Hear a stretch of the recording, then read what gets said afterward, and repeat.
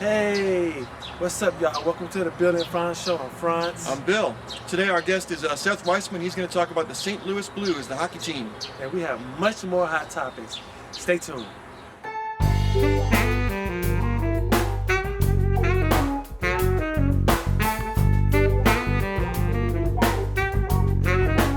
Hey, welcome back to the Bill and Frantz show.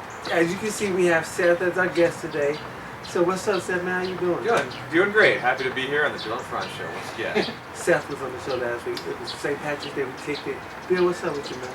I'm feeling really good. It's a beautiful spring day. It's spring proper now. But as you mentioned last weekend of St. Patrick's Day, I have to make one correction. I talked about Lent. And Lent is in fact does not start from Mardi Gras till St. Patrick's Day, which is what I said. It actually goes from after Mardi Gras to Easter, which of course makes more sense. And that's cool because you know what? It was a celebration last week on St. Patrick's Day, so some mistakes were said, some, what do they call it, gaffes. And it's cool. It's cool. It's cool. I didn't even remember last week's show. That's just me. Okay, so we're going to head off into hot topics. Okay, so the Trayvon Martin case, George Zimmerman case, he's a young guy who was murdered for Skittles and Nestea. Well, I can say for Skittles and Nestea, but he had a hoodie on. What do you guys think about that?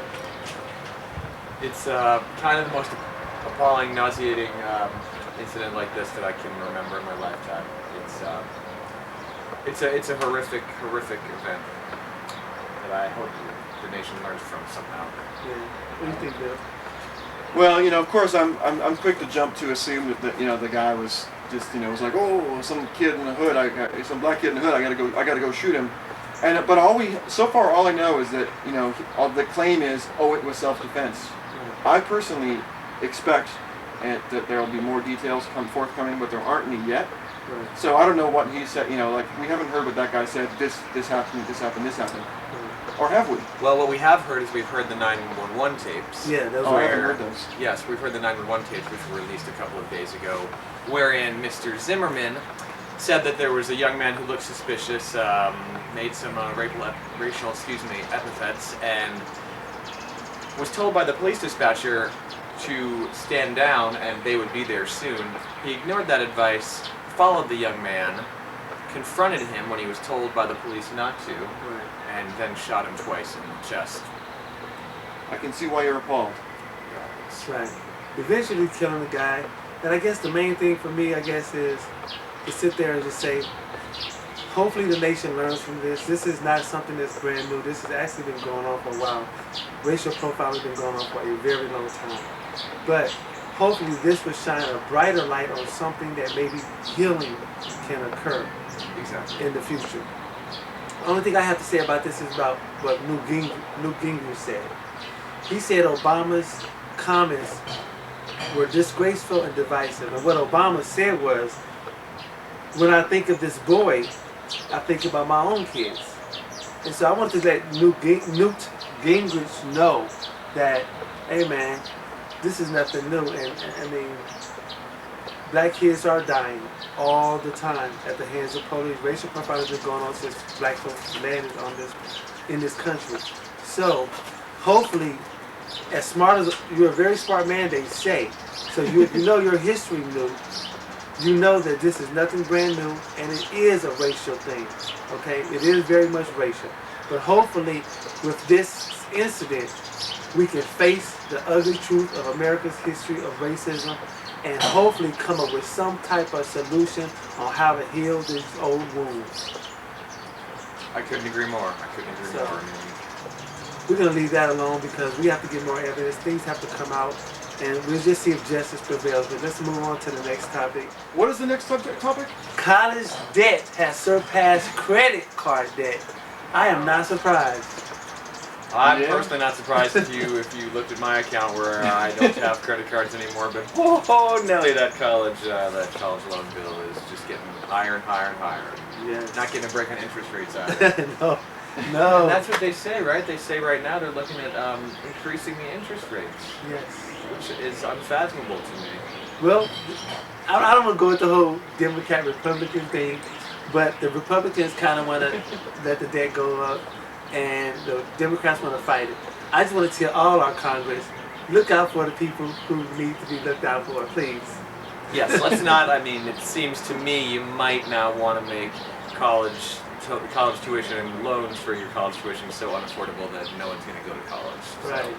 Because a dumb country is not a dominant country. Bill, can you say that again, please? A dumb country does not rule the world. Smart countries rule the world. There you go. Queen Elizabeth, if I may give a little history lesson. Okay. Please.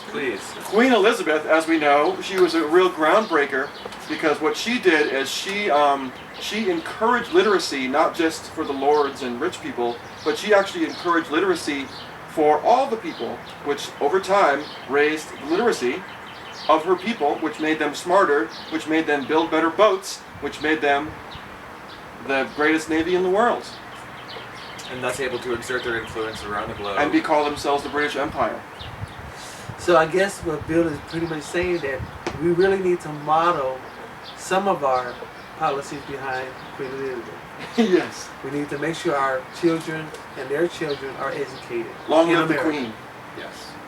And we also need to make sure our children know how to build boats. This is a society where we must travel. Yes. Just in case the water world comes and we have to live That's on true, boats. that's true. The ocean tides are rising. I might have to take a rowboat from here to Walla Walla, Washington. So Yes. never be too prepared.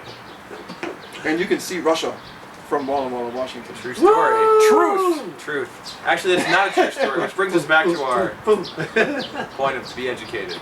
And know when a joke is just a joke. Exactly. And I cannot see Russia from St. Louis. I can see Russians. You're not looking hard enough. Right. Okay. So, thank you. We'll be back. Bill and Frantz Show is not sponsored by Schlafly Coffee Stout. We love it. The St. Louis Blues Hockey Club, National Hockey League. First overall in the whole NHL. It's a true story though. My hockey club, they'll kick the ass of your hockey club. Yeah, number one. We got two goalies who'll stop your... 1, 2, 3. Put a little lemon on your dining room table. Pull out a hammer, make it go squash. I think you'll find that you like it so much that you'll put a little apple on your dining room table. You'll pull out a hammer, you'll make it go splat. Then you can join in our fruit smashing frat, where we settle in a bathtub full of fruit that we smashed and we gobble it. Welcome to the Bill and Frantz Show. Welcome back. We've got Seth here, our sports correspondent. The official Bill and Frantz Show sports correspondent, Seth Weissman. Unofficially, officially, glad to be here. And right on, brother. And you'll see he's wearing a St. Louis Blues t-shirt. True story. And he's got some St. Louis Blues stuff over here because the St. Louis Blues are doing very well this year. How so? They're doing exceptional, Bill. Here we are in the 2011-2012 season, and the St. Louis Blues Hockey Club is in first place overall in the entire National Hockey League, number 1 out of 30 teams, and it's really quite an unexpected development. Most preseason prognostications had them finishing perhaps in a playoff position. For those of you who may not know, the top 16 out of those 30 teams make the playoffs. That might sound like a lot, but it's actually very difficult to make the playoffs. There's two conferences in the National Hockey League. It's your Eastern Conference and your Western Conference. Easy enough. Which makes sense except for the fact that Winnipeg is in but it's very difficult to make the playoffs. You have it's highly competitive, and it was thought that the Blues would maybe sneak in, and here we are with 2 weeks left to go in the season, and they're first overall in the league. It's really an amazing accomplishment. So who's responsible for this? Well, what's most impressive about the Blues this season, in my opinion, is the fact that they're absolutely playing like a team. I think that the new coach who was hired, something I almost forgot about, who was hired 11 games into the season, has been sort of the perfect coach for this team, a remarkable turnaround. The Blues mostly have a young squad this year, players in their 3rd and 4th season, some in their 2nd, who are exceptionally talented, but 21, 22, 23 years old. And since the new coach has been on board, they've won almost 3 out of every 4 games. Wow. So that's most impressive. So let me ask you this. This season they're kicking butt. Are the Blues really known for kicking butt pretty much like the Cardinals? No, that's a good question, Frantz. Not historically, they aren't. The Blues have been in the league since 1967. They have yet, and I emphasize yet, to capture the Stanley Cup, which is the championship trophy for the National Hockey League. And in my humble opinion, very much the most difficult to achieve to win the championship due to the fact that you play 4 long, intense rounds of playoffs to capture the trophy. So no, the Blues don't have that history of winning like the St. Louis Cardinals do. But in my 20 plus years, 24-ish years of following this team, what most impresses me is that this team is really playing like a team. They don't have any superstars, to answer your earlier question another way, Bill. They don't have too many superstars, but they have everyone chipping in. From the fact that they have two exceptional goaltenders who are splitting the time and goal, but are numbers 1 and 2 statistically in the league, and they're on the same club, to all the skaters who chip in and take turns providing offense and defense. So it's really been an amazing full team effort. That's cool. So they're playing as a team. Yeah. And so that's why they're so good now. Exactly. And then the coach is another added great feature because he's a great coach. Those two things kind of factor together because the new coach has put in a system that allows every player on the team to really participate and be an important part of the success of the team. It's sort of a simple game, but hockey's very interesting.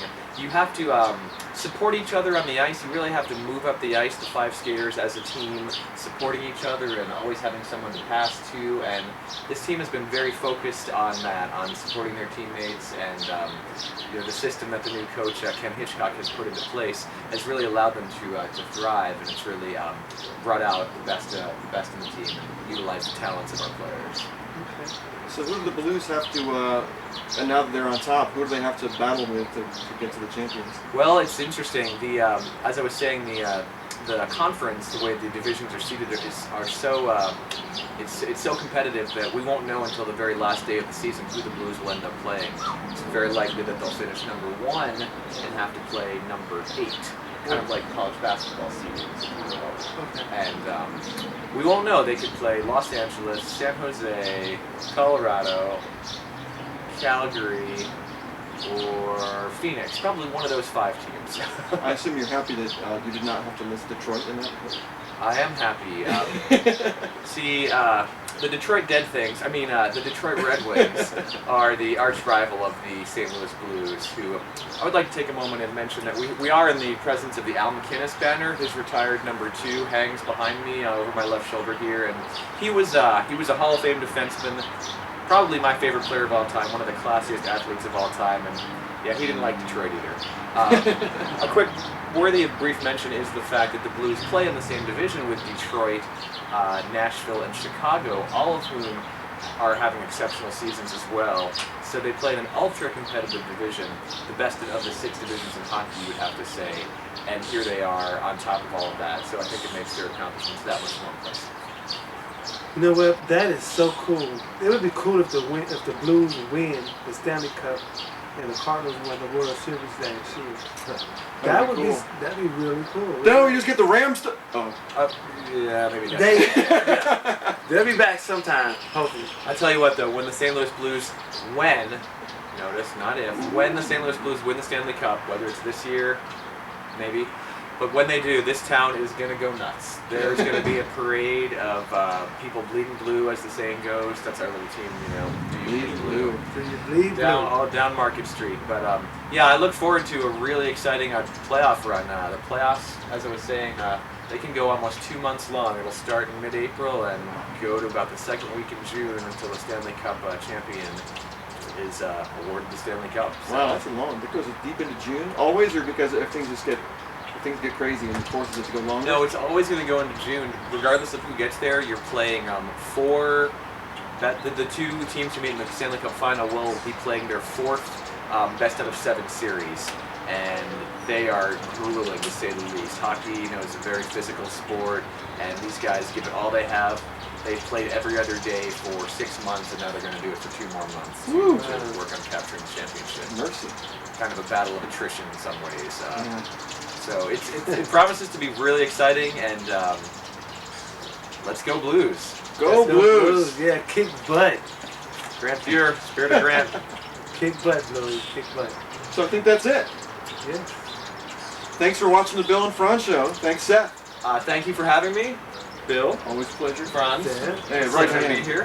Hey, this is what we do in the building, Frantz. This is what we do. We love y'all like you know y'all love us. Peace.